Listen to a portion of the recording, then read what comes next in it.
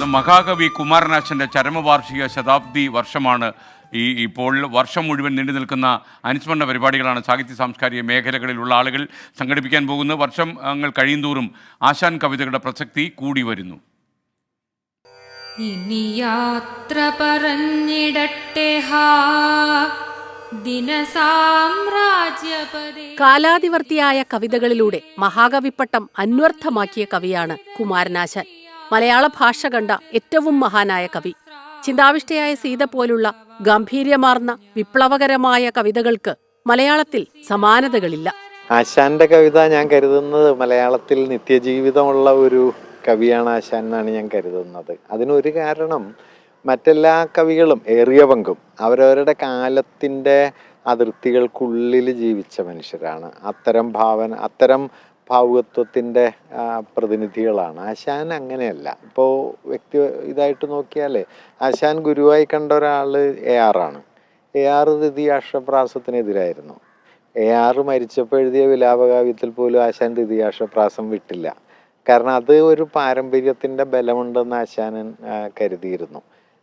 അതോടൊപ്പം തന്നെ ആധുനികതയെ അതിൻ്റെ ഒരു ഉപരിപ്ലവമായ അടയാളങ്ങളോ താർക്കിക യുക്തികളോ ആക്കാതെ ആധുനികതയുടെ ഒരു അനുഭവത്തെ കൊണ്ടുവന്ന മനുഷ്യൻ്റെ ആന്തരികത, അതിൻ്റെ സംഘർഷങ്ങൾ, അതുണ്ടാക്കുന്ന വലിയ വൈരുദ്ധ്യങ്ങൾ, ഇതൊക്കെ ആശാൻ്റെ കവിതയിലുണ്ട്. ഞാൻ കരുതുന്നത് ഇപ്പോൾ സ്നേഹം എന്നൊരു മൂല്യത്തെ തന്നെ ആശാൻ വലിയൊരു വിപ്ലവപരമായ ആശയമായിട്ട് രൂപാന്തരപ്പെടുത്തി. മലയാളത്തിലൊരു കവിയും അത് ചെയ്തിട്ടില്ല.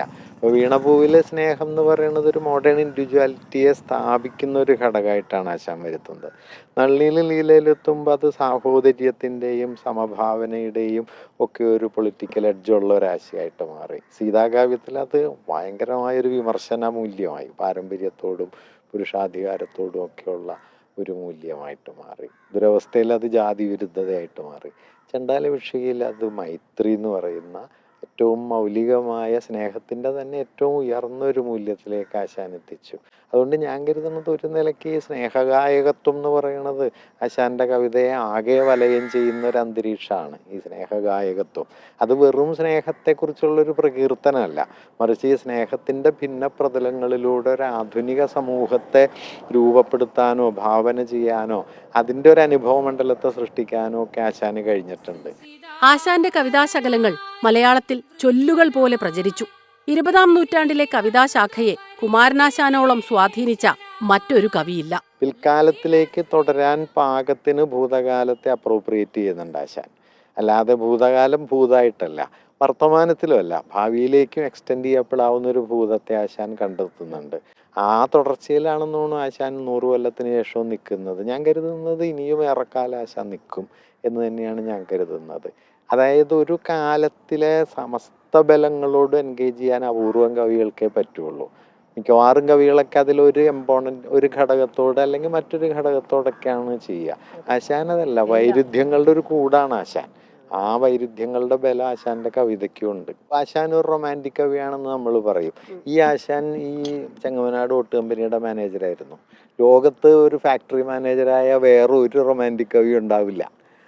ആശാൻ സന്യാസിയാകാൻ തുടങ്ങിയ ആളാണ്. അത് കഴിഞ്ഞിട്ടാണ് ആശാൻ പിന്നെ ഗൃഹസ്ഥ ജീവിതത്തിലേക്ക് വന്നു, അദ്വൈതാശ്രമത്തിൻ്റെ ഭാഗത്ത് വന്നു, പത്രാധിപരായി, നിയമസഭാ പ്രവർത്തകനായി.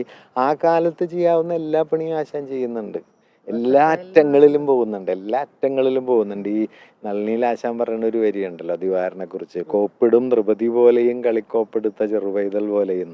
ഈ രണ്ടറ്റാണ്. ആശാൻ എല്ലാ അറ്റത്തും പോകും. സാമൂഹിക ഉച്ചനീചത്വങ്ങൾക്കെതിരെ തൂലിക പടവാളാക്കിയ കവിയാണ് കുമാരനാശാൻ. ബുദ്ധമതത്തോട് ആശാന് മമതയുണ്ടായിരുന്നു. ഒരു ഭാഗത്ത് വലിയ ഒരു സോഷ്യൽ റിഫോമർ ആയിരിക്കും, മറുഭാഗത്ത് ഭയങ്കര സ്പിരിച്വൽ ആയിരിക്കും. ഒരു ഭാഗത്ത് ബുദ്ധമതത്തിൻ്റെ മൂല്യങ്ങളാണ് ആശാൻ്റെ കവിതയിൽ മുഴുവനുള്ളത്. പക്ഷെ ആശാൻ ബുദ്ധമതത്തിലേക്കുള്ള പരിവർത്തനത്തിനെതിരായിരുന്നു. മതപരിവർത്തന രസവാദം അല്ലെങ്കിൽ സഹോദരനയ്യപ്പൻ വളരെ തീവ്രമായ വിപ്ലവ നിലപാടെടുക്കുമ്പോൾ ആശാൻ അതിനോട് കുറച്ചൊരു വിയോജിപ്പുള്ള ആളാണ്. ചിന്നസ്വാമി എന്നറിയപ്പെട്ട് ഗാർഹസ്ഥ്യത്തിലേക്ക് വന്ന ആളാണ്. എക്സ്ട്രീംസിലേക്ക് ആശാൻ തൻ്റെ ഈ എക്സ്ട്രീംസ് ഒന്നും ആശാൻ്റെ സ്വകാര്യ പ്രശ്നങ്ങളല്ല. ഈ ആശാൻ സഞ്ചരിച്ച എല്ലാ തീവ്രസ്ഥാനങ്ങളും എത്തിച്ചേർന്ന തീവ്രസ്ഥാനങ്ങളും ആ കാലത്തിലുണ്ട്. ആ തീവ്രതകളോടൊക്കെ ആശാൻ എൻഗേജ് ചെയ്യുന്നു. അതിൻ്റെ വൈരുദ്ധ്യങ്ങളെ തൻ്റെ കവിതയിൽ കൊണ്ടുവരികയും ചെയ്യുന്നുണ്ട്. അതുകൊണ്ടാണ് ആശാൻ വ്യാഖ്യാനിച്ചാലും തീർന്നു പോകാത്തത്. ഒരു നിലയ്ക്ക് നിങ്ങൾ വ്യാഖ്യാനിക്കുമ്പോൾ മറുപുറ ആശാനിലുണ്ട്, അങ്ങനെ വ്യാഖ്യാനിക്കുമ്പോൾ മൂന്നാമതൊരു പ്രതലമുണ്ട്. അതുകൊണ്ട് ആശാൻ ഇനിയും നമുക്ക് വായിക്കാൻ പറ്റും. എൻ്റെ ഒരു തോന്നലിൽ കഴിഞ്ഞൊരു 100 കൊല്ലത്തിനിടയിലുണ്ടായ എല്ലാ കാവ്യ സിദ്ധാന്തങ്ങൾക്കും ആശാനെ വായിക്കാൻ പറ്റിയിട്ടുണ്ട്. അതിനോടൊക്കെ ആശാൻ ഏതോ നിലയിൽ എൻഗേജ് ചെയ്തിട്ടുണ്ട്. വേറെ ഏതെങ്കിലും ഒരു കവി അത്രയും ഫർട്ടൈലായിട്ട് നമുക്ക് കാണാൻ പറ്റില്ല. ഏത് തിയറി വന്നാലും അതിനോട് ആശാൻ എന്തെങ്കിലും പറയും. അതിപ്പോൾ ലക്കാനിയൻ മനോവിജ്ഞാനം ആയാലും സോഷ്യൽ ക്രിറ്റിക്സ് ആയാലും ആശാൻ ഒരുപോലെ അതിനോട് സംവദിക്കാനുള്ള പൊട്ടൻഷ്യൽ ഉണ്ട്. പുഷ്പമേ അധിക തുംഗപദത്തിൽ മലയാളത്തിൽ ആശാനോളം കൊണ്ടാടപ്പെട്ട മറ്റൊരു കവിയില്ല. 51 വയസ്സിൽ പല്ലനയാറ്റിൽ ബോട്ടുമുങ്ങിയാണ് കുമാരനാശാൻ ജീവിതത്തിൽ നിന്ന് വിടവാങ്ങുന്നത്. വിജയമാഷ് പറയുന്നൊരു വരിയുണ്ട്, എനിക്ക് വലിയ പ്രിയം തോന്നിയ വരിയാണ്. ഏകാന്തതയിലും ഏകാഗി അല്ലാതിരുന്നൊരു കവിയാണ് കുമാരനാശാൻ. എനിക്ക് ഏറ്റവും പ്രിയമുള്ളത് സീതാകാവ്യത്തിൽ അവസാനം ഭൂമിയോട് യാത്ര സീത പറയുന്നൊരു ഭാഗമുണ്ട്. അത്